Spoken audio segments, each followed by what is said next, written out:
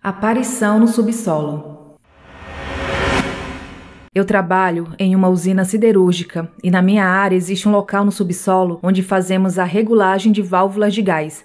Essa usina tem mais de 70 anos de existência e nesse subsolo já ocorreram muitas mortes por conta da periculosidade do local. Já tive algumas experiências sobrenaturais lá, como vultos e vozes, fora as histórias que outros funcionários contam.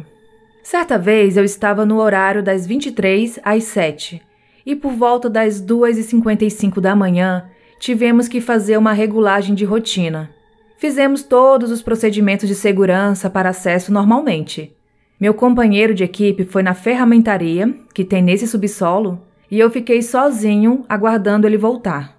Eu estava encostado em uma das colunas de sustentação quando senti um calafrio e a espinha gelando, e aquela sensação de que tinha alguém atrás de mim. Quando me virei para verificar se o que eu estava sentindo era real, me deparei com um homem andando no teto do subsolo. Ele estava com todos os equipamentos de segurança necessários, porém, dava para perceber que aqueles equipamentos eram bem antigos e precários. Pisquei fortemente os olhos, pois eu não podia coçá-los devido aos óculos de proteção. Eu queria ver se aquilo que eu via era real ou coisa da minha cabeça. E para minha infelicidade, o homem ainda estava lá, andando em minha direção. Eu não pensei duas vezes e fui correndo direto para a ferramentaria, encontrar meu companheiro de equipe e contar o que havia ocorrido. Contei e, obviamente, ele não acreditou. Então fizemos o caminho de volta e, para nossa surpresa, no local onde eu tinha visto o homem, havia pegadas de botas no teto. Meu companheiro de equipe ficou em choque, paralisado, e me disse que sentiu o mesmo calafrio. Fizemos o que tinha que fazer e depois fomos embora. Diversas vezes eu já vi vultos naquele local e acredito que se trata de espíritos dos trabalhadores que faleceram lá há muito tempo, mas nunca saberei o que aconteceu com aquele homem e como foi a morte dele lá embaixo. Recebi esse relato no e-mail, foi enviado pelo Andres.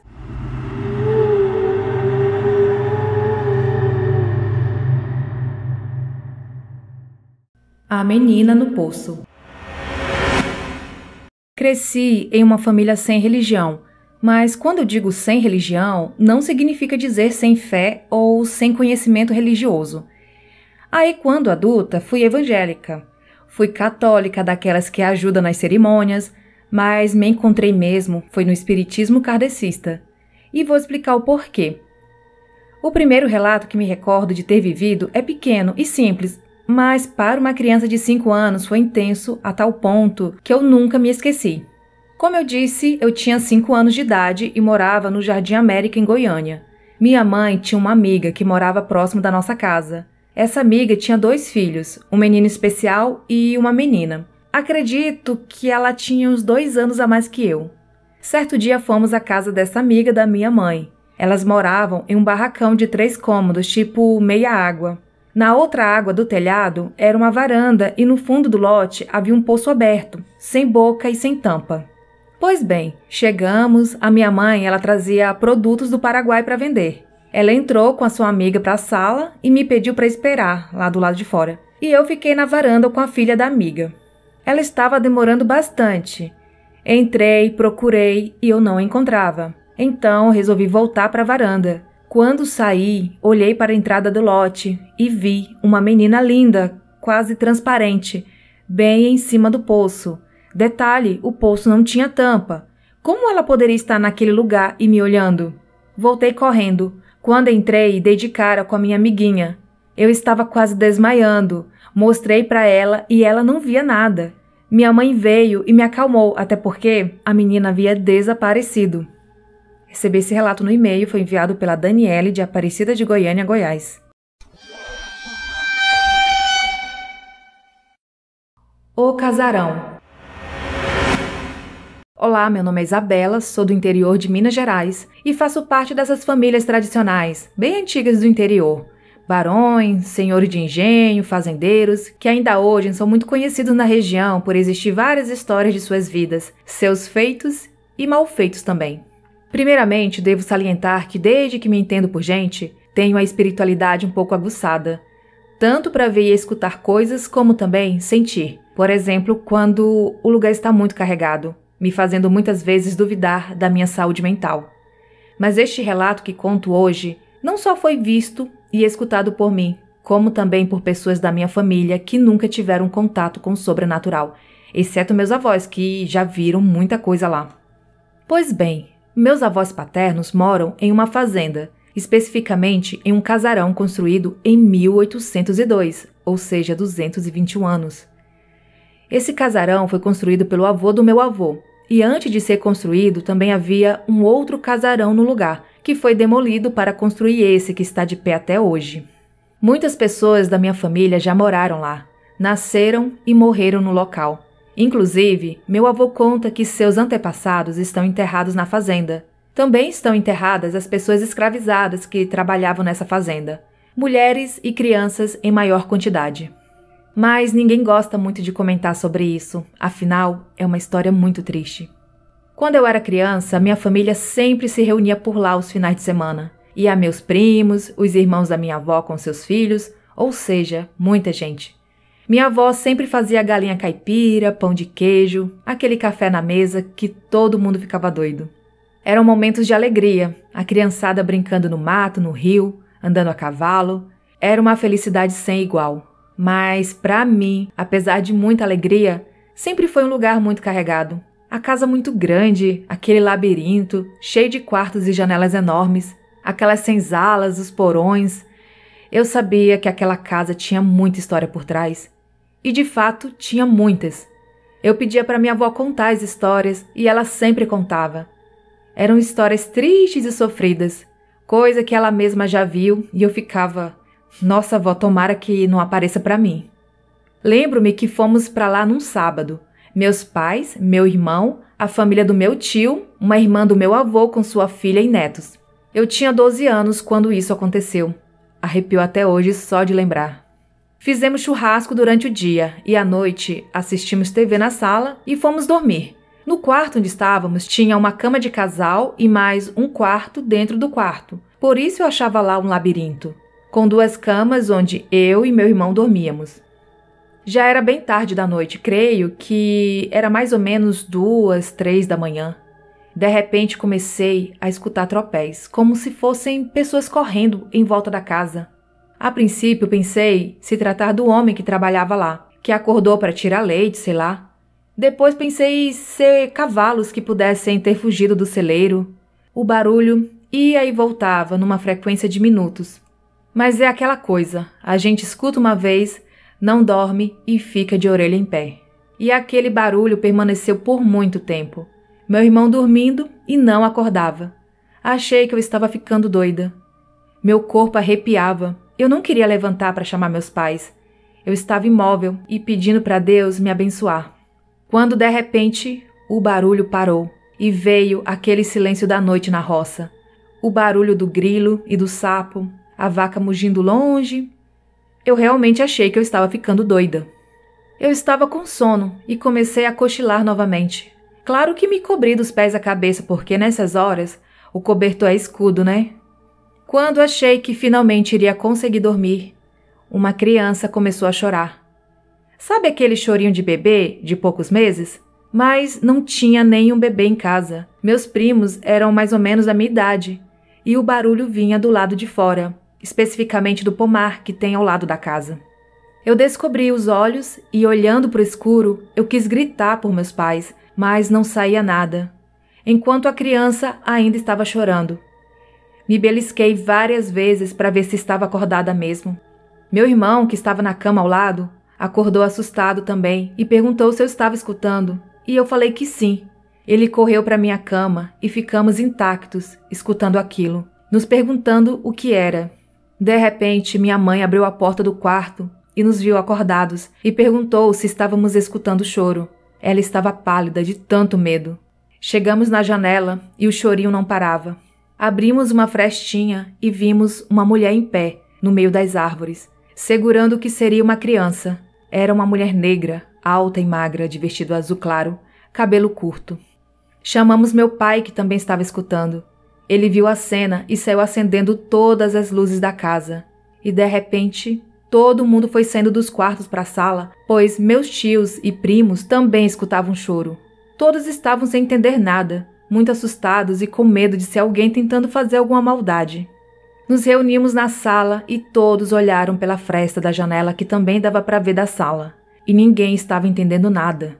Estávamos todos preocupados porque, nesse momento, começamos a achar que poderia ser alguma mulher pedindo ajuda. Minha prima chegou a fazer xixi na roupa de tanto medo. O que aquela mulher estaria fazendo de madrugada sozinha no meio do mato com uma criança? Meu avô chamou meu pai e meu tio para ir até o pomar, usando lanternas, até porque poderia ser alguém tentando nos distrair para roubar. Eles desceram até lá, mas assim que desceram as escadas de madeira que fazem barulho, o choro parou, do nada. Eles começaram a perguntar quem era, o que estava fazendo ali, mas ninguém respondia. Eles andaram por todo o pátio, entraram no pomar, olharam os porões e não tinha ninguém. A mulher e a criança, que todos tínhamos visto pela janela, havia desaparecido. Eles entraram em casa e todo mundo assustado, porque não havia argumentos para aquilo. Era realmente um choro e uma mulher com bebê. Eu perguntei se alguém tinha escutado os passos e sim, meus primos e meu tio confirmaram que também haviam escutado. O dia já estava amanhecendo, ninguém conseguiu dormir. E de repente apareceu o homem que trabalhava lá para o meu avô. E ele ficou assustado em ver todo mundo de pé. Meio ressabiado, ele perguntou o que estava acontecendo e contamos a história toda. Ele ficou meio assim, chamou minha avó e falou: Uai, dona T, estranho isso aí. A senhora lembra daquela moça que bateu aqui uma vez de noite, perguntando se podia deixar o filho dela aqui, um bebezinho? A gente ficou sem entender nada e perguntou de onde ela vinha. Ela não quis responder, virou e foi embora. Quando chegamos na varanda, ela já não estava mais lá. Minha avó respondeu: Lembro sim. Eu fiquei com medo aquela vez porque achei que poderia até ser uma ladra, mas a mulher desapareceu do nada. Pois então, muitas pessoas que foram escravizadas estão enterradas nessas terras.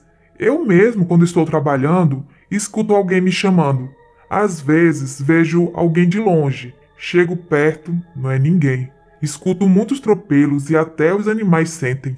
Seria bom vocês chamarem um padre aqui para dar paz para eles. E assim, minha avó contou que quando foi morar lá, já havia escutado esse choro, mas há muito não ouvia. E já havia visto também várias vezes a mesma mulher que vimos. Ela já bateu em sua porta, andava pela estrada em anos diferentes, mas sempre usando a mesma roupa e com uma criança no colo. Os tropéis já ocorriam com mais frequência, e dizia meu avô que eram as almas dos mais antigos correndo das senzalas. Ele já estava acostumado a escutar e ver.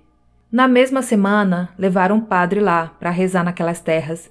E as coisas melhoraram, apesar de que, depois disso, já aconteceram outras coisas. Hoje evitamos contar essas histórias para as pessoas, pois apenas nós sabemos a sensação ardente do medo que foi estar lá naquela noite. Recebi esse relato no e-mail, foi enviado pela Isabela de Minas Gerais. O Milharal. Olá, me chamo Pablo, moro em Goiás. O relato que vou contar talvez não seja tão aterrorizante assim, mas na época, e para criança como éramos, foi muito amedrontador. Eu e toda a minha família viajamos para uma cidadezinha a 70 quilômetros de Goiânia para visitar minha avó. Estávamos eu, a minha prima, meu irmão e um amigo meu. Gostávamos bastante de brincar.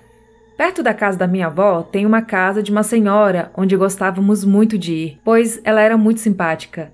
Conversamos um pouco, logo depois fomos brincar no quintal dela, e lá no fundo tinha um milharal. Já eram umas 19h30, já estava bem escuro, mas como era perto e não tinha tanto perigo, ficávamos até mais tarde brincando. Quando olhamos o milharal, pensamos em explorar. Ele era extenso e grande em altura, ou talvez nós que éramos pequenos, sei lá. Logo que chegamos em frente ao milharal, sentimos algo ruim. Olhamos um para o outro e quando olhamos para frente, tinha um ser grande no meio do milharal. Ele tinha os olhos grandes e vermelhos. Nessa hora, eu paralisei. Meu irmão e minha prima correram. Meu amigo começou a jogar pedra, madeira, tudo que via pela frente, e gritava para eu também jogar, mas eu estava parado. Foi quando ele me puxou e começamos a correr e aquela coisa ficou lá, parada. Até hoje não sabemos o que era. Contamos essa história e todos acharam que era coisa da nossa imaginação, mas sabemos o que vimos e deu muito medo. Relato enviado no e-mail pelo Pablo de Goiás.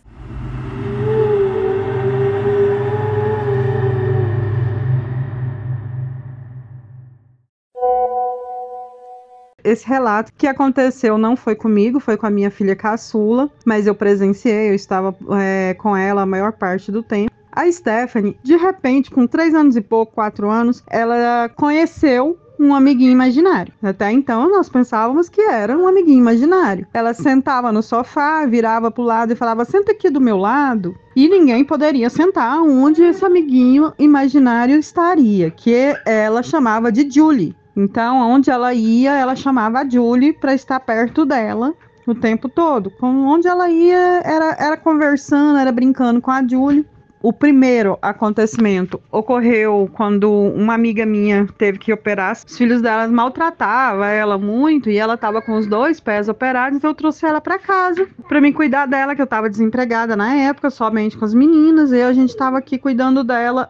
Uma dos filhos dela, que era a filha, a mulher dela, veio visitar ela aqui em casa. E aí a Stephanie, que é minha menina, estava sentada no sofá. E a filha dela chegou e sentou do lado da Stephanie. E eu falei assim, não senta aí não.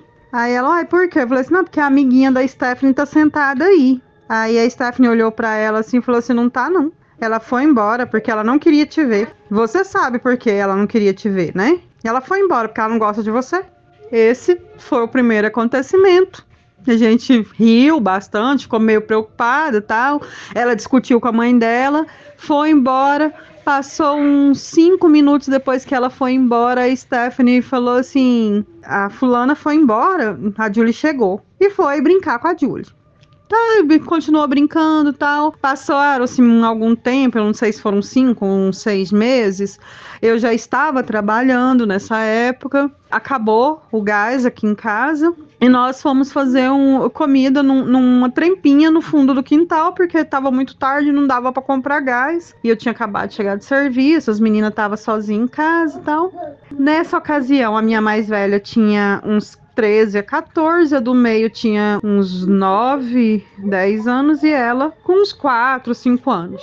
Mal falava, era um toquinho de gente, até porque ela é pequenininha, porque ela nasceu prematura, então ela é pequenininha até hoje. Mas, Dani, eu cheguei, fui fazer a comida lá fora, eu lembro como se fosse hoje, eu fiz um arroz branco, um feijão e uma farofa de cenoura com ovo. A minha vizinha do lado perguntou assim, você gosta de cenoura? Não era murado, era só uma cerca. Você gosta de cenoura? Que tem bastante cenoura, eu vou mandar umas cenouras pra você. E a minha Stephanie tinha uma cadeira do lado da cerca, que ficava debaixo de um telhado. Ela sentou nessa cadeira, chegou pro cantinho e falou assim, senta aqui do meu lado, Julie. Essa vizinha virou pra ela e falou assim, já começou você com as suas doiduras, né?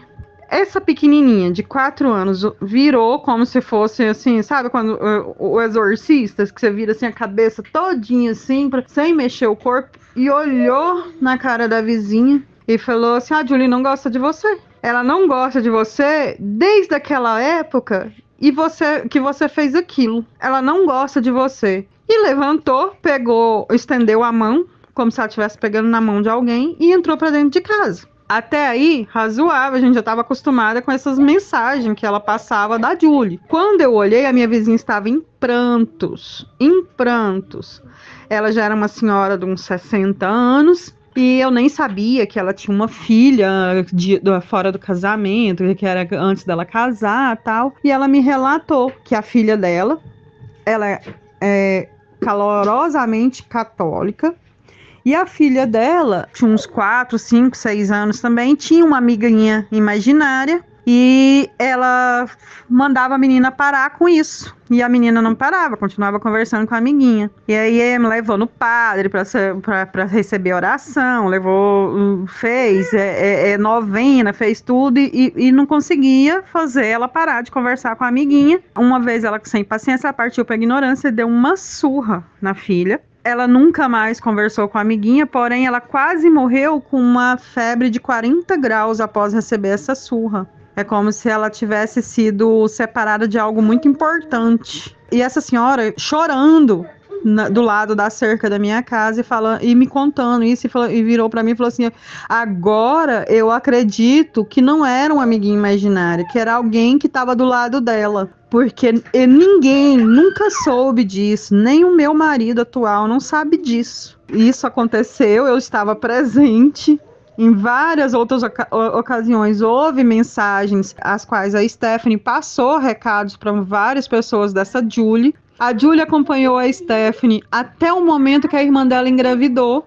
Depois que a irmã dela engravidou, a Julie sumiu. E por incrível que pareça, hoje, essa gravidez gerou a Júlia, minha neta, começou a ser gerada quando a Julie sumiu. E a gente pergunta, será que é o mesmo espírito que estava ali com a Stephanie e hoje está encarnado aqui com a gente? Fica essa questão, porque assim, sumiu.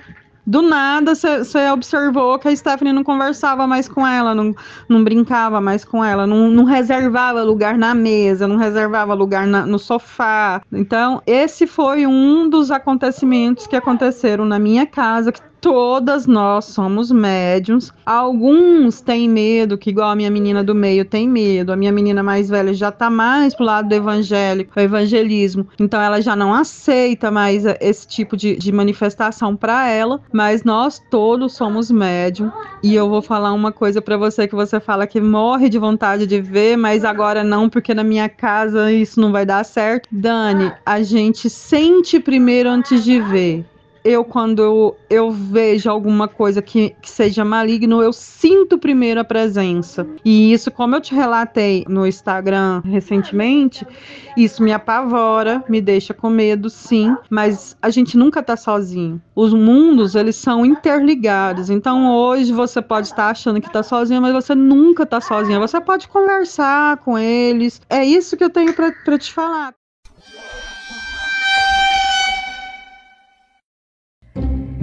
E estes foram os relatos de hoje. Tem alguma história sobrenatural para contar? Envie seu relato para o e-mail assustadoramente@outlook.com ou pelo Telegram. Siga o Instagram assustadoramente_podcast. Ajude financeiramente o canal no site do Apoia-se ou através do Pix assustadoramente@outlook.com. Você também pode ajudar seguindo nossas redes sociais, espalhando a palavra e qualificando o podcast dando 5 estrelas. Entre para o grupo do Telegram e siga nosso canal no YouTube. Todos os links estão na descrição deste episódio. Até a próxima quarta!